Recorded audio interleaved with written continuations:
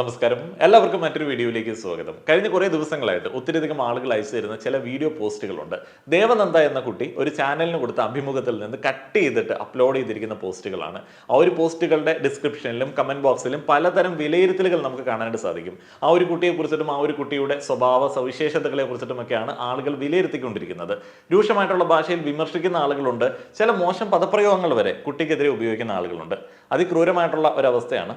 ഈ സോഷ്യൽ മീഡിയയിലെ ഏറ്റവും വലിയ ഒരു പേടി എന്ന് പറയുന്നത് ആളുകൾ എന്തെങ്കിലും പോസ്റ്റ് ചെയ്യുന്ന സമയത്ത് അല്ലെങ്കിൽ നമ്മൾ എന്തെങ്കിലും പറയുന്ന സമയത്ത് ആളുകൾ എങ്ങനെ അതിനെ ജഡ്ജ് ചെയ്യും എന്നുള്ളതാണ്.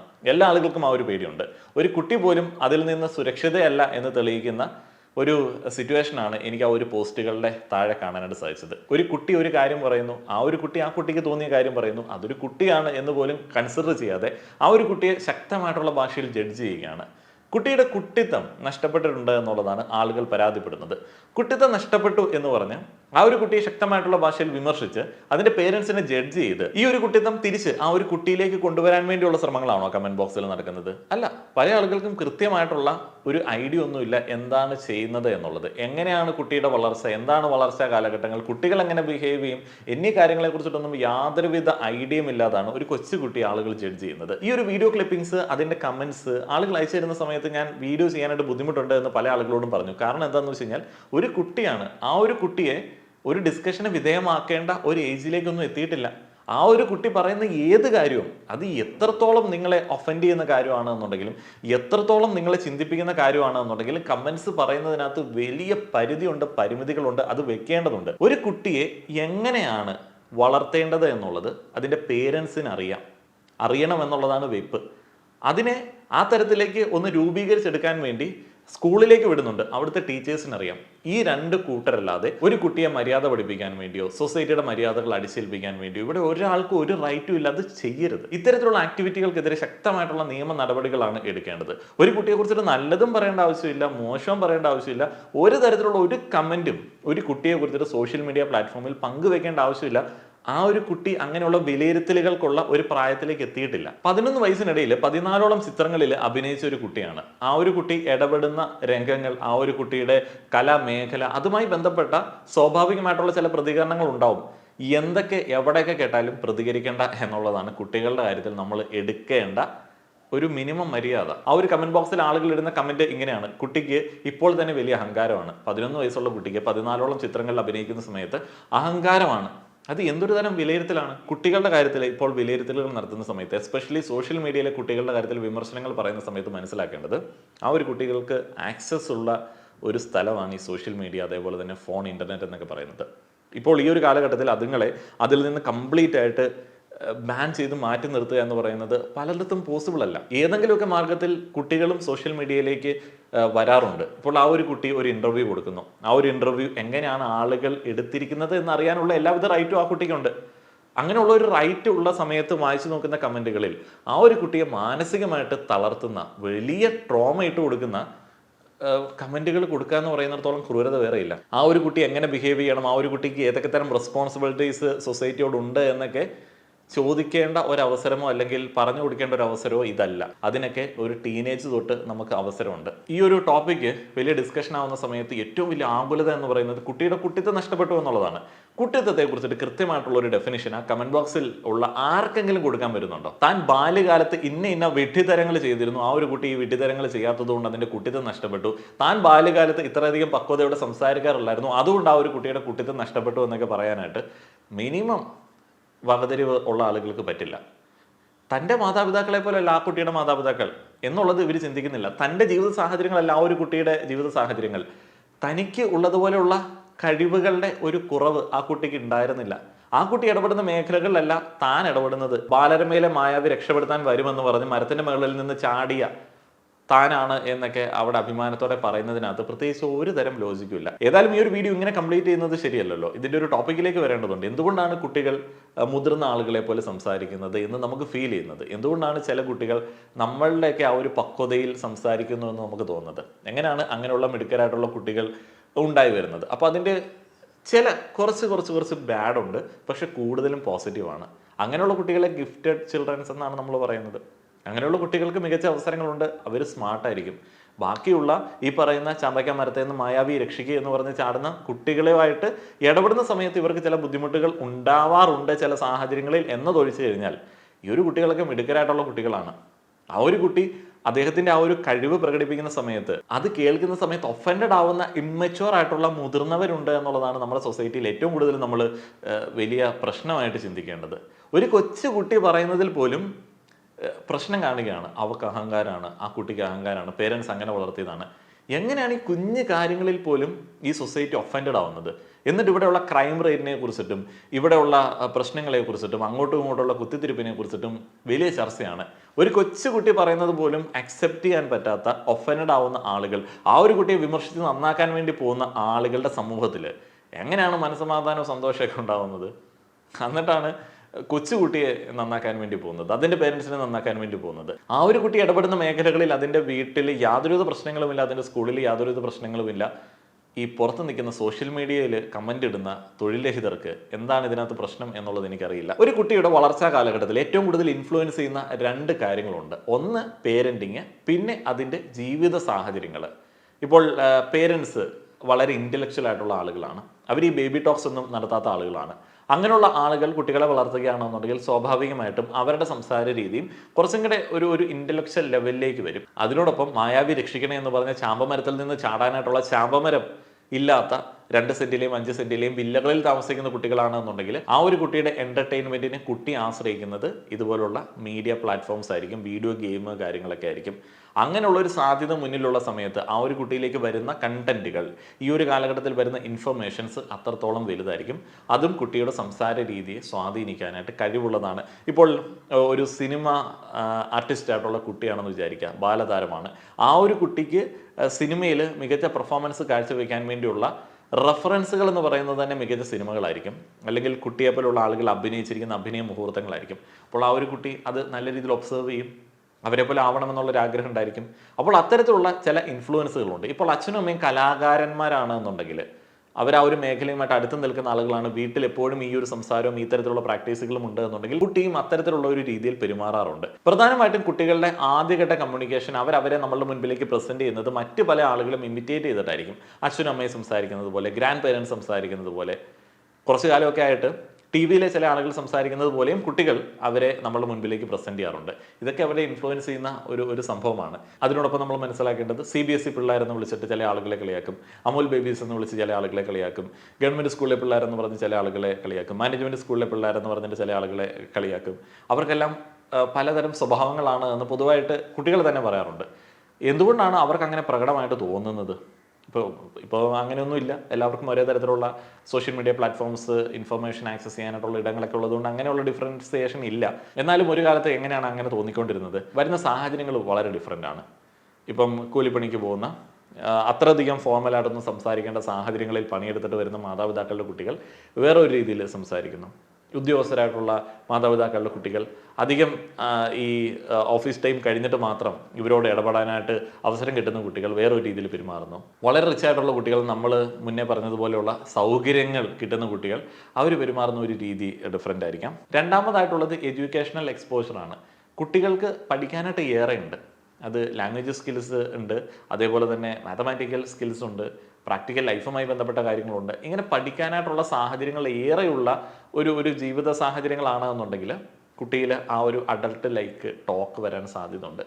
ഞാൻ ശ്രദ്ധിച്ചിട്ടുള്ള ഒരു കാര്യമുണ്ട്, പലപ്പോഴും വീടിനോട് ചേർന്ന് കടയുള്ള വീട്ടിലെ കുട്ടികൾ നല്ല രസമായിട്ട് നമ്മൾ കടയിലൊക്കെ ചെല്ലുന്ന സമയത്ത് കസ്റ്റമറുമായിട്ട് ഇടപെടും.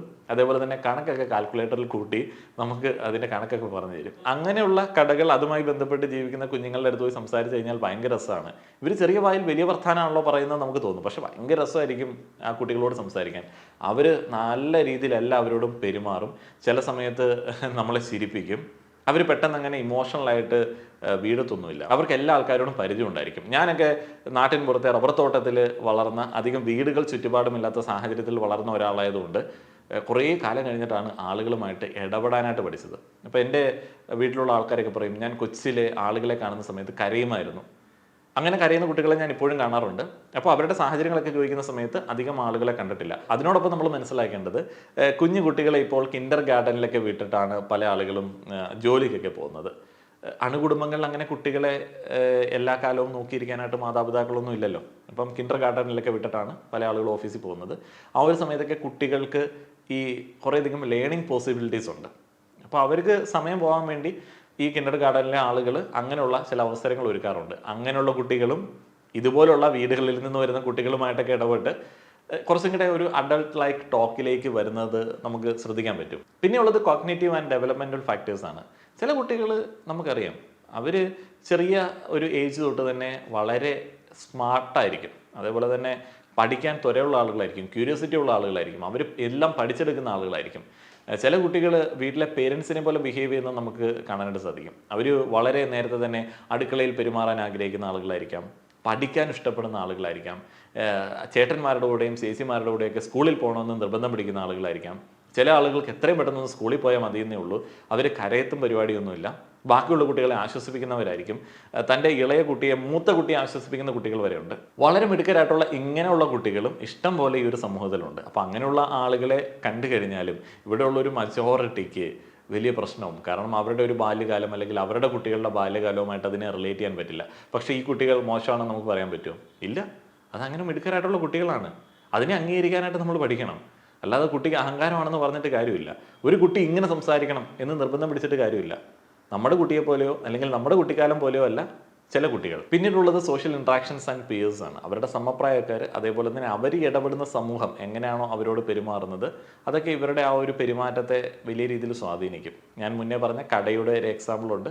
വീടിനോട് ചേർന്ന് കടയുള്ള ആളുകൾ, അവിടുത്തെ കുട്ടികൾ പെരുമാറുന്ന ഒരു രീതി ഭയങ്കര ഡിഫറെൻ്റ് ആണ്, രസകരമാണ്. അതേപോലെ ഗ്രാൻഡ് പേരൻസ് വളർത്തുന്ന കുട്ടികൾ പെരുമാറുന്ന ഒരു രീതി വളരെ ഡിഫറെൻ്റ് ആണ്. എനിക്ക് അറിയാം ഒരു കുട്ടി, നാട്ടിൽ അത്യാവശ്യം റിച്ച് ഫാമിലിയുള്ള ഒരു കുട്ടിയാണ്. അപ്പോൾ അവർ പഴയ ഒരു ടൈപ്പ് ആൾക്കാരാണ്. ഇഷ്ടംപോലെ തൊഴിലാളികളൊക്കെ അവരുടെ കീഴിൽ പണിയെടുക്കുന്നുണ്ട്. അതേപോലെ തന്നെ ഇത്തിരി മറ്റേ മാടമ്പിത്തരമൊക്കെ ഉണ്ട് കയ്യിൽ. അപ്പോൾ അവർ ഈ തൊഴിലാളികളോടൊക്കെ പെരുമാറുന്ന ഒരു രീതി ഭയങ്കര ഒരു ഭരണ രീതിയാണ്. അപ്പോൾ കുട്ടി ആ ഒരു രീതിയിലൊക്കെ പെരുമാറുന്നത് കണ്ടിട്ടുണ്ട്. എന്ന് പറഞ്ഞാൽ ആ കുട്ടിക്ക് അറിയില്ല തൊഴിലാളികൾ മനുഷ്യന്മാരാണ്. അപ്പോൾ അവരെ മറ്റേ മുത്തച്ഛൻ വിളിക്കുന്നത് പോലെ ഡാ പോടാന്നൊന്നും വിളിക്കരുത്. കുട്ടിക്കത് അറിയില്ല. അതേപോലെ തന്നെ കുട്ടിക്കത് പറഞ്ഞു കൊടുത്തിട്ടില്ല. അപ്പോൾ കുട്ടി ഈ ഒരു ഭരണ രീതി അങ്ങ് തുടരുകയാണ്.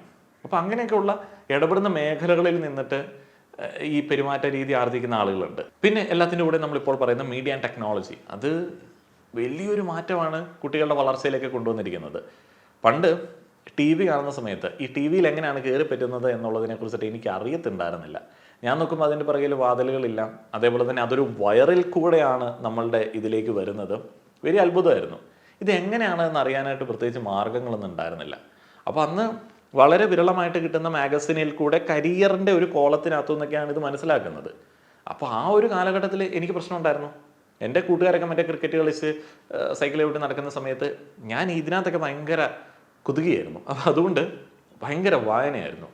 അതുകൊണ്ട് തന്നെ എനിക്ക് ബാക്കിയുള്ള ആളുകളുമായിട്ട് റിലേറ്റ് ചെയ്ത് പോകാനായിട്ട് ഒരു ബുദ്ധിമുട്ടുണ്ടായിരുന്നു. എന്നാൽ പിന്നീട് എന്നാ സംഭവിച്ചു, എല്ലാവർക്കും ഫോൺ ഇൻ്റർനെറ്റും ഒക്കെ ആയപ്പോഴത്തേന് നമ്മൾ ഓക്കെ, എല്ലാവരുമായിട്ടും ഭയങ്കര സിങ്കായി. ഇപ്പോഴത്തെ കുട്ടികൾ അങ്ങനെയാണ്. എനിക്കന്ന് വായിക്കാനായിട്ടുള്ള മാഗസിൻസ് ഉണ്ടായിരുന്നു.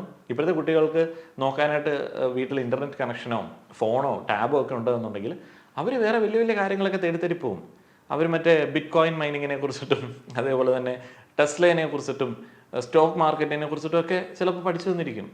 അതേപോലെ തന്നെ അവരൊക്കെ മറ്റേ ഒരു സയൻറ്റിസ്റ്റ് ലെവലിലൊക്കെ ഉള്ള പഠനങ്ങൾ നടത്തിയെന്നിരിക്കും. അപ്പം അതൊക്കെ സ്വാഭാവികമായിട്ട് ഉണ്ടാകുന്ന സംഗതികളാണ്. നമ്മളുടെ ബാല്യകാലത്ത് കട്ട ശോകമായിരുന്നു വെച്ചിട്ട് കുട്ടികളെ ജഡ്ജ് ചെയ്യുന്നത് ശരിയാണോ? ഇവിടെയും ആ ഒരു സംസാര ശൈലി, പെരുമാറ്റ ശൈലി വരാൻ സാധ്യതയുണ്ട്.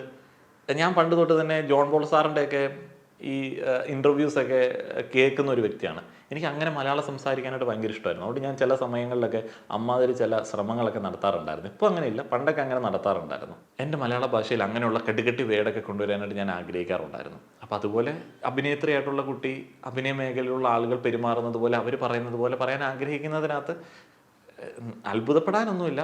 നമ്മളുടെ കുട്ടിക്കാലത്ത് ഒബ്സർവേഷൻ കുറവായിരുന്നു എന്നുള്ളത് ചിന്തിച്ചാൽ മതി. ഇനി ഇതിൻ്റെ ഗുഡ് സൈഡും ബാഡ് സൈഡും ഉണ്ട്. ബാഡ് സൈഡ് ഇത്തിരിയേ ഉള്ളൂ. ഗുഡ് സൈഡ് പറയാം. ഒന്നാമത്തേത്, കമ്മ്യൂണിക്കേഷൻ സ്കിൽസ് ബെറ്റർ ആവും. ഏറ്റവും കൂടുതൽ ഈ ലോകത്ത് മുന്നോട്ടേക്ക് പോകാനായിട്ട്, വിജയിക്കാനായിട്ട്, മുന്നേറാനായിട്ട്, ഗ്രോത്ത് ഉണ്ടാക്കാനായിട്ട് ഏറ്റവും അടിസ്ഥാനപരമായിട്ട് വേണ്ടത് കമ്മ്യൂണിക്കേഷൻ സ്കിൽസാണ്. ഒരു കാര്യം എത്ര സിമ്പിളായിട്ട് ഒരാൾക്ക് പറഞ്ഞു കൊടുക്കാൻ പറ്റുന്നു എന്നുള്ളതാണ് ഏറ്റവും പരമപ്രധാനമായിട്ടുള്ള ഒരു കാര്യം. ഒരു കാര്യം എത്രത്തോളം മര്യാദയ്ക്ക് നയപരമായിട്ട് പറഞ്ഞു കൊടുക്കാൻ പറ്റുന്നുണ്ട് എന്നുള്ളത് വലിയൊരു കാര്യമാണ്.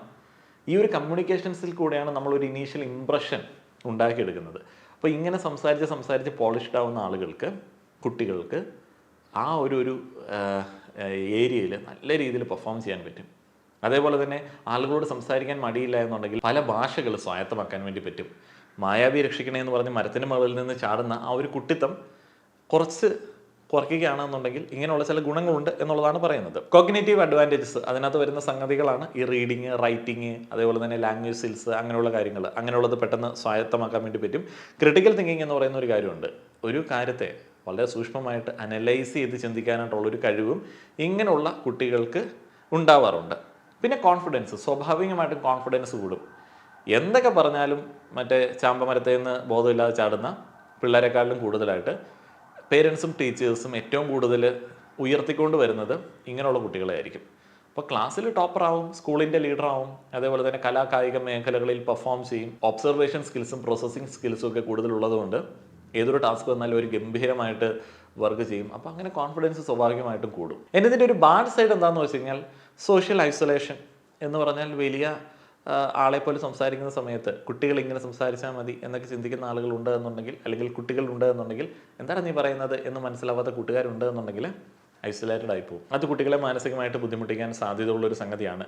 ഇപ്പോൾ സോഷ്യൽ മീഡിയയൊക്കെ വന്നതുകൊണ്ട് സോഷ്യൽ മീഡിയയിൽ നിൽക്കുന്ന കുട്ടികളൊക്കെ നല്ല രീതിയിൽ ജഡ്ജ് ചെയ്ത് അങ്ങ് നശിപ്പിച്ച് കളയും. അമ്മാവനാണ്, കാലം തെറ്റി പറഞ്ഞ അമ്മാവനാണ് എന്നൊക്കെ പറഞ്ഞ് ഒരു കുട്ടിയെ കഴിഞ്ഞ ദിവസം കളിയാക്കുന്നു, അതിനെ വെച്ചിട്ട് ട്രോൾ ഉണ്ടാക്കുന്നു. ക്രൂരതയാണ്, അങ്ങനെ ചെയ്യരുത്. കാലം തെറ്റി പറഞ്ഞ ശിശുക്കളാണ് ഈ പറയുന്ന കമൻറ്റോമാർ എന്നുള്ളതാണ് കുട്ടി തിരിച്ചു പറയേണ്ടത്. കാരണം ഇവന്മാർക്ക് പക്വതയില്ല. ഒരു കൊച്ചു കുട്ടിയുടെ വർത്തമാനം പോലും പേടി ഉളവാക്കുകയാണ്. അയ്യോ, ഞങ്ങളുടെ ബാല്യകാലത്തിൽ ഞങ്ങൾ മണ്ടന്മാരായിരുന്നു, കുട്ടികളൊക്കെ മികച്ചവരാകുന്നു, അതുകൊണ്ട് അവനെ എങ്ങനെയും തളർത്തണം. കുട്ടികൾ പേടിപ്പിക്കുന്ന ആളുകൾ, സ്ത്രീകൾ പേടിപ്പിക്കുന്ന ആളുകളുണ്ട്. സ്ത്രീകൾ ഡ്രൈവ് ചെയ്യുന്ന സമയത്ത് ഇതൊക്കെ സ്ത്രീകൾ എന്തെങ്കിലും ഒരു ജോലി ചെയ്യുന്ന സമയത്ത് മൈനിങ്ങിൽ പോയി നോക്കിയിട്ടുണ്ടോ? അപ്പോൾ ഇവരെ അത് വല്ലാതെ അങ്ങോട്ട് പേടിപ്പിക്കുകയാണ്. അങ്ങനെ പേടി ഉണ്ടാകുന്നതാണ് ഏറ്റവും വലിയ പരാജയം. അവരാണ് ഈ കുട്ടികളെ വിലയിരുത്താൻ വേണ്ടി പോകുന്നത്. പ്രഷർ ആൻഡ് എക്സ്പെക്റ്റേഷൻ, അതൊരു ബാഡ് സൈഡാണ്. ഞാൻ മുന്നേ പറഞ്ഞ ഏറ്റവും നല്ല പെർഫോം ചെയ്യുന്ന കുട്ടികളെ ഉയർത്തിക്കൊണ്ട് വരാനായിട്ട് എല്ലാവരും ശ്രമിക്കുന്ന സമയത്ത് തന്നെ ഇവരിൽ എക്സ്പെക്റ്റേഷൻസ് ആളുകൾക്ക് കൂടുതലാണ്. ഇത് സ്മാർട്ടായിട്ടുള്ളൊരു കുട്ടിയാണ്, ഇവൻ ഇങ്ങനെ പെരുമാറും. അപ്പം ഈ കുട്ടിത്തം എന്ന് പറയുന്ന ഒരു കാര്യത്തിൽ അവനെ കൺസിഡർ ചെയ്യാതെ, അവനെ കൊഞ്ചിക്കാതെ, അവനെ ചിലപ്പോൾ ഒന്ന് മാറ്റി നിർത്തുന്ന ഒരു സാഹചര്യവും ഉണ്ടാവും. അപ്പോൾ എക്സ്പെക്റ്റേഷൻസും അതേപോലെ തന്നെ അവർ ഡീൽ ചെയ്യുന്ന ഒരു രീതിയും പ്രശ്നമാണ്. പിന്നെ ഉള്ളത് ലോസ് ഓഫ് ചൈൽഡ്ഹുഡ് ഇന്നസെൻസ് ആണ്. ഈ ഇന്നസെൻസ് എന്ന് പറയുന്ന ഒരു കാര്യമുണ്ടല്ലോ, ചൈൽഡ്ഹുഡ് ഇന്നസെൻസ് എന്ന് പറയുന്നത്. അതിപ്പോൾ അത് മറ്റേ വിഡ്ഢിത്തരങ്ങൾ മാറ്റി നിർത്തിയിട്ട് ഇന്നസെൻ്റ് ആയിട്ട് ചില കാര്യങ്ങൾ ചെയ്യുമല്ലോ. ഇപ്പോൾ പിണങ്ങുക, ചില സാധനങ്ങളെ നൈസായിട്ട് കട്ടെടുക്കുക, അതൊക്കെ ഇന്നസെൻസിൽ വരുന്നതാണ്. അതേപോലെ തന്നെ കൊതി ഉണ്ടാവുക, അതേപോലെ ദേഷ്യപ്പെടുക, മുഖം തീർപ്പിക്കുക. അപ്പോൾ ഇങ്ങനെയുള്ള പരിപാടികളൊക്കെ ഉണ്ട്. കുഞ്ഞു കുഞ്ഞു കാര്യങ്ങൾക്ക് വേണ്ടിയായിരിക്കും. അച്ഛൻ പോയ സമയത്ത് എന്നോട് ടാറ്റ പറഞ്ഞില്ല, അല്ലെങ്കിൽ എനിക്ക് ഉമ്മ തന്നില്ല. ഈ പറയുന്ന ചില കാര്യങ്ങൾ ഇവർക്ക് മിസ്സാവും എന്നുള്ളതാണ് പറയുന്നത്. കുട്ടികളെ പറഞ്ഞിട്ട് കാര്യമില്ല. അച്ഛൻ ജോലിക്ക് പോയതാണ്, വൈകിട്ട് വരും എന്നുള്ളത് ഇത്തിരി സ്മാർട്ടായിട്ടുള്ള കുട്ടി ചിന്തിക്കുന്ന സമയത്ത് അച്ഛൻ എന്നെ കൊണ്ടുപോയില്ല എന്നുള്ളൊരു കാര്യമായിരിക്കും വേറെ ഒരാളുടെ മൈൻഡിലേക്ക് വരുന്നത്. അപ്പം അങ്ങനെയുള്ള ചില ഇന്നസെൻസുകളുണ്ട്. അതും ഒരു പ്രശ്നമൊന്നുമല്ല. നമ്മൾ ചെയ്യേണ്ട ചില കാര്യങ്ങളുണ്ട്. നിങ്ങളൊരു പേരൻ്റ് ആണെന്നുണ്ടെങ്കിൽ ചെയ്യേണ്ട ചില കാര്യങ്ങളുണ്ട്. നിങ്ങളൊരു കുട്ടിയുമായിട്ട് ബന്ധപ്പെട്ട് നിൽക്കുന്ന ആ ഒരു കുട്ടിയുടെ വേണ്ടപ്പെട്ട സർക്കിളിലെ ഒരാളാണെന്നുണ്ടെങ്കിൽ ചെയ്യേണ്ട ചില കാര്യങ്ങളുണ്ട്. എല്ലാത്തിനും ഒരു ബാലൻസ് കൊണ്ടുവരിക എന്ന് പറഞ്ഞാൽ ആ ഒരു കുട്ടിക്ക് കുട്ടികളുടേതായിട്ടുള്ള കണ്ടന്റുകൾ കൊടുക്കാനായിട്ടുള്ള സാഹചര്യം ഉറപ്പാക്കുക. കുട്ടികളുടേതായിട്ടുള്ള കളികൾ അവിടെ ഉണ്ടാവേണ്ടതുണ്ട്. അതിൽ വ്യാപൃതരാകാൻ വേണ്ടിയുള്ള അവസരങ്ങൾ ഉണ്ടാക്കുക, മറ്റു കുട്ടികളുമായിട്ട് ഇടപെടാൻ വേണ്ടിയുള്ള അവസരങ്ങൾ ഉണ്ടാക്കുക. കുട്ടികളൊക്കെ വീട്ടിൽ പൂട്ടിയിട്ട് വളർത്തുന്ന ആൾക്കാരുണ്ട്. അങ്ങനെയൊക്കെ ആയിക്കഴിഞ്ഞാൽ ആ ഒരു കുട്ടിക്ക് ചില മാനസിക സംഘർഷങ്ങൾ ഉണ്ടാവാൻ സാധ്യതയുണ്ട്. പിന്നെ പേരൻസും അതേപോലെ തന്നെ ഗ്രാൻഡ് പേരൻസും ഒക്കെ കുട്ടിയെ കുട്ടിയായിട്ട് തന്നെ കൺസിഡർ ചെയ്യുക. കുട്ടി പറയുന്ന ചില കാര്യങ്ങൾ ചില ആളുകൾക്ക് ഭയങ്കര ഇഷ്ടമാണ്. കുട്ടികൾ ഞാൻ മുന്നേ പറഞ്ഞ ആ ഒരു ജന്മി സ്വഭാവമുള്ളൊരു കുട്ടിയുണ്ടല്ലോ, അപ്പോൾ അതുപോലെയൊക്കെ പെരുമാറുന്നത്. അങ്ങനെയൊന്നും പെരുമാറരുത്. കുട്ടികൾ കുട്ടികളായിട്ട് തന്നെ നിൽക്കണമെന്നുള്ളത് പെരുമാറ്റത്തിലൊക്കെ ചില തിരുത്തലുകൾ കൊടുക്കേണ്ടതുണ്ട്. അപ്പോൾ കുട്ടിയെ കുട്ടിയായിട്ട് നിങ്ങൾ കൺസിഡർ ചെയ്ത് കഴിഞ്ഞാൽ കുറച്ചും കൂടെ ഒരു ഇന്നസെൻസ് അവർക്ക് ഉണ്ടാവും. ബാക്കിയുള്ളതിനെല്ലാം പ്രോത്സാഹിപ്പിക്കുക. കുട്ടികളുടേതായിട്ട് കുറേ കാര്യങ്ങൾ അവർക്ക് കൊടുക്കേണ്ടതുണ്ട്. ചില കാര്യങ്ങൾ മുന്നേ കൂട്ടി അങ്ങോട്ട് അടിച്ചേൽപ്പിക്കാതിരിക്കുക. അപ്പോൾ ചില ആളുകൾക്ക് കുട്ടികൾ 1ാം ക്ലാസ് തൊട്ട് തന്നെ എൻട്രൻസ് പ്രിപ്പയർ ചെയ്യണം, ലാംഗ്വേജ് പഠിക്കണം എന്നൊക്കെയുള്ള ആഗ്രഹമുണ്ട്. അവൻ്റെ മടികളെ, അവൻ്റെ താല്പര്യമില്ലായ്മയെ അംഗീകരിക്കുക, അവൻ്റെ സമയത്തെ നമ്മൾ മാനിക്കുക, അവൻ്റെ ഇൻട്രസ്റ്റുകളെ നമ്മൾ മാനിക്കുക. ചില കുരുത്തക്കേടുകളൊക്കെ അങ്ങോട്ട് ആസ്വദിക്കുക. ചില വഴക്കുകളൊക്കെ പറയാനായിട്ടുള്ള സാഹചര്യം അവൻ ഒരുക്കാൻ വേണ്ടി നമ്മൾ ആഗ്രഹിക്കുക. അപ്പോൾ ചെറിയ വഴക്കൊക്കെ പറയണം, എന്നാലേ അവർക്ക് കുട്ടിയാണെന്ന് തോന്നത്തുള്ളൂ. ചില കാര്യങ്ങളൊക്കെ ചെയ്യുന്ന സമയത്ത് അത് ചെയ്യേണ്ട, നീ അത് ചെയ്തു കഴിഞ്ഞാൽ, കുട്ടികളത് ചെയ്തു കഴിഞ്ഞാൽ ഇന്ന പ്രശ്നങ്ങളുണ്ട്, കുട്ടികൾ ഇങ്ങനെ ബിഹേവ് ചെയ്യണം കേട്ടോ എന്നൊക്കെ നമ്മൾ പറഞ്ഞു കൊടുക്കുന്ന ചില രീതികളുണ്ടല്ലോ. പണ്ട് സ്കൂളിലൊക്കെ പഠിക്കുന്ന സമയത്ത് വീട്ടുകാർ പറഞ്ഞു കൊടുക്കുന്നത് എങ്ങനെയാണ്, കുഞ്ഞുങ്ങളാവുന്ന സമയത്ത് ഇങ്ങനെ നമ്മൾ ചെയ്യണം കേട്ടോ, അവിടെ ചെന്നിട്ട് അങ്ങനെ പെരുമാറണം കേട്ടോ. അപ്പോൾ ഇതൊക്കെ നമ്മളുടെ കുട്ടി ഒരു കുട്ടിയാണ് എന്നുള്ളൊരു തോന്നൽ അതിന് ജനിപ്പിക്കും. പിന്നെ വേറെ ഒരു വലിയ സാധനമുണ്ട്, അത് പറഞ്ഞു കഴിഞ്ഞാൽ കൂടിപ്പോകും. നമുക്ക് ഈ വളർച്ചാ കാലഘട്ടങ്ങളിൽ കുറേ സ്റ്റേജസ് ഉണ്ടല്ലോ. മറ്റേ ശിശു കാലം, അത് കഴിഞ്ഞിട്ട് ബാല്യകാലം, കൗമാരകാലം, യൗവനകാലം. കൗമാരകാലം സ്കിപ്പ് ചെയ്യുന്ന ആൾക്കാരാണ് ഇന്ത്യക്കാർ. കുട്ടികൾക്ക് കൗമാരമായി എന്നുള്ളത് തീരെ അംഗീകരിക്കാൻ പറ്റത്തില്ല ഇവിടെയുള്ള ആളുകൾക്ക്. ഈ ബാല്യകാലം കഴിഞ്ഞ് കഴിഞ്ഞാൽ നേരെ കെട്ടിച്ച് യൗവനത്തിലേക്ക് കൊണ്ടുപോവുക, അങ്ങനെ അവർക്ക് മെച്യൂരിറ്റി അനുവദിച്ചു കൊടുക്കുക എന്നുള്ള ഒരു രീതി ഇവിടെ ഉണ്ട്. അത് വേറെ വലിയൊരു ടോപ്പിക്കാണ്. അപ്പോൾ അതിനെക്കുറിച്ചിട്ട് ഞാൻ പറയുന്നില്ല. എന്തൊക്കെയാണെങ്കിലും കുട്ടികളെ മനസ്സിലാക്കാനായിട്ട്, കുട്ടികളെ നോക്കാനായിട്ട് ഇന്ത്യക്കാരോളം മോശം ആൾക്കാർ വേറെയില്ല. വലിയ പേരൻറ്റിങ്ങിനെ കുറിച്ചിട്ടൊക്കെ പറയും, എന്നാൽ എന്തോരം ട്രോമകളാണെന്നറിയും ഇവിടെയുള്ള കുട്ടികൾക്ക്. ഒന്നെങ്കിൽ അച്ഛനുമായിട്ട് പ്രശ്നം, അല്ലെങ്കിൽ അമ്മയായിട്ട് പ്രശ്നം, അച്ഛൻ്റെ പെരുമാറ്റം, അമ്മയുടെ പെരുമാറ്റം. ഏറ്റവും കൂടുതൽ ഇന്ത്യയിൽ കുട്ടികൾ അതിക്രമങ്ങൾ നേരിടുന്നത്, അത് ലൈംഗിക അതിക്രമങ്ങളാണ് എന്നുണ്ടെങ്കിലും വീടുകളിൽ നിന്നാണ്, വേണ്ടപ്പെട്ടവരിൽ നിന്നാണ് എന്നുള്ളതാണ് ഏറ്റവും ഞെട്ടിക്കുന്ന ഒരു കാര്യം. അതുകൊണ്ട് തന്നെ വലിയ ഡെക്കറേഷനൊന്നും വേണ്ട, വിലയിരുത്തലൊന്നും വേണ്ട. കുട്ടികളെ കുട്ടികളുടെ വഴിക്ക് വിടുക. കുട്ടി ഒരിക്കലും നമ്മളുടെ ഒരു കണ്ടന്റ് ആവരുത്. കുട്ടി ഒരിക്കലും നമ്മളുടെ ഒരു വിമർശനത്തിന് പാത്രമാവരുത്. കുട്ടിയെ നോക്കാനായിട്ട് അതിൻ്റെ പേരൻസും ടീച്ചേഴ്സും ഒക്കെ ഉണ്ട്, അത് മനസ്സിലാക്കുക. അത്തരത്തിൽ കുട്ടികളെ ഒരു കണ്ടന്റ് ആക്കുന്ന, വിലയിരുത്തലുകൾ നടത്തുന്ന ആളുകൾക്കെതിരെ കടുത്ത നിയമ നടപടികൾ വേണമെന്നുള്ള അഭിപ്രായക്കാരനാണ് ഞാൻ. ദേവനന്ദയുടെ അച്ഛൻ ഒരു പരാതിയൊക്കെ കൊടുത്തിട്ടുണ്ട് സൈബർ അറ്റാക്കിന് എതിരെ. അതിൽ ശക്തമായിട്ടുള്ള നിയമ നടപടികൾ നമ്മുടെ നിയമ സംവിധാനം കൈക്കൊള്ളുമെന്ന് വിശ്വസിക്കുകയാണ്. ഈ ഒരു വീഡിയോ കണ്ട നിങ്ങളുടെ അഭിപ്രായങ്ങൾ അറിയാൻ ആഗ്രഹമുണ്ട്. ആ ഒരു കുട്ടിയെക്കുറിച്ചിട്ടുള്ള വിലയിരുത്തലുകൾ ഒഴിവാക്കുക. ടോപ്പിക്കുമായി ബന്ധപ്പെട്ടിട്ടുള്ള സംസാരങ്ങൾ ആവാം. നന്ദി.